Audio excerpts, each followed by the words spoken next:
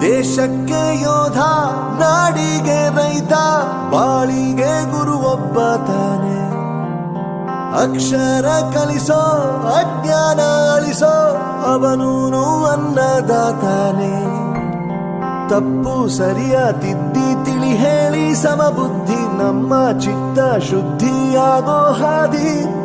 ಎಷ್ಟೇ ದೂರ ಹೋದ್ರೂ ಮರಿಬೇಡ ನಿನ್ನ ಬೇರು, ನಿನ್ನ ಸಾಧನೆಗೆಲ್ಲ ಇದುವೇ ಆದಿ. ಪಾಠಶಾಲಾ